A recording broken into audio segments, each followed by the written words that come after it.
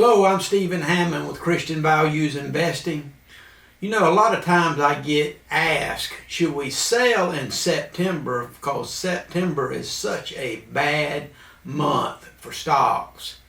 You know, if you look at, today is September the 10th, and if you look at the S&P for the first 10 days, it's down right now about 2% from its high in August.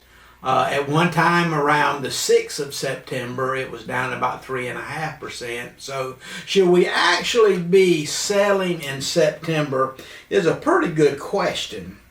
And you know, if you go back and look at the stock market from 1925 to the present, about 100 years, what you'll see is that September is the only month that has an average of a negative return. So, which is not really that great, but if you go back and take, you know, the top 10 out, if you take 10% out, you know, the 10 worst Septembers over the last 100 years, you actually end up having a positive return. So it really ends up being a challenge. Should you sell in September and get back invested in October, or should you stay in and ride out this volatile time? Now for us, we typically will stay invested in September unless there's something that comes out that really gets us worried about what the direction of the market as a whole for a longer period of time. So when you look at the stock market as a whole over the last 100 years, about 2/3 of the time we're in a bull market and the returns are positive, and about 1/3 of the time the stock market is negative. But you know, for September the returns have not been so good. It's only about 55% of the time have we've had positive returns in September. But this is what you got to figure on, is when you pull out a coin, a quarter, and you flip it, you got a 50% chance it's going to land on heads and a 50% chance it's going to land on tails.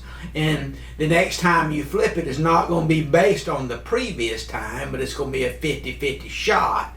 So what we have with September is a little better than what you have with a flip of a coin, but the last 4 Septembers have actually generated negative returns for the market. So the conclusion of should you sell in September and reinvest back in October based on seasonal trends, and the answer is probably absolutely not. You probably should ride out that volatility, and you'll be set for a market uptick a lot of times in September. So you don't need to, you know, really base your trading, your investments on historical type trends alone. So what about stocks as a whole? Christian Values Investing, you know, we absolutely love stocks. We think stocks are the best investment out there for the majority of most people. You know, I heard a guy say the other day he was out visiting and he seen a real estate agent, and the real estate agent says, hey, I don't invest in stocks. I only invest in real estate because real estate is a lot safer investment.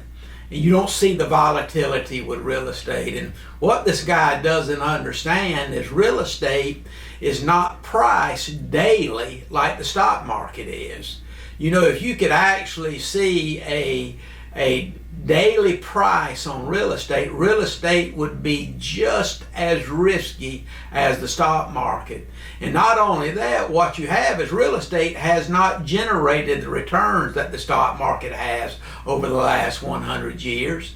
In addition, real estate, you have so much maintenance involved. So if you're going to invest in real estate, you got to pay taxes on that real estate every year. You have to keep the real estate up to date. You have to mow the lawn. There's so much you would have to do with real estate. And with the stock portfolio, all you have to do is diversify, get you a good portfolio, and you basically leave it alone for a while. So what is so good about stocks? You know, stocks change over time. If you look at Coca-Cola today, Coca-Cola is not the same as it was 100 years ago. As time has changed, as our world has changed, Coca-Cola has changed. You still have the same exact drink, but what you don't have is the way they do business and all's changed. So the stocks are adaptive to the changes in the economy, changes in the environment, and so many other investments are not. Now let's look at, for instance, gold. You know, gold has been a safe haven for so many years. When people are afraid and they're full of fear and they think, kind of like Chicken Little, the sky is falling, you know, they'll go in and they'll purchase and invest in gold. But you know, over time, over a long period of time, gold has been more volatile in stocks and hasn't generated nowhere close to the returns of a diversified stock investment. So, you know, gold is good if you're full of fear and you're thinking everything's going to fall apart, but long term they do not compare with stocks. Now, other commodities like copper, it's the same thing. You know, there's ups and downs with copper, but they just have not generated the long-term returns of stocks.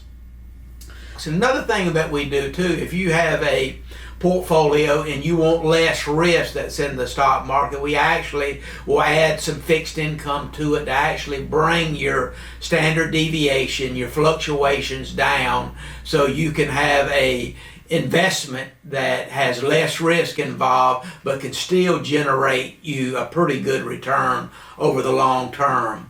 So the last thing I want to say to you is this: follow the biblical principle that's found in Ecclesiastes 11:2. Put your portion with 7 or 8 because you don't know what evil's coming on the land. You might want to invest in stocks, but you may want to also put some money in gold. You may want to put some money in real estate. Diversify your portfolio. So because we don't know what evil's coming, don't put all your eggs in one basket, but diversify your portfolio, diversify your investments, and I think you'll do real well over the long term. Now, our closing remarks, what I want to say is this. If you like what you're hearing, join our YouTube channel, and you can ring the bell and you can get instant updates on what's going on in the market and what we think you should be investing in, and you can learn more and more about biblical responsible investing. Until then, God bless you.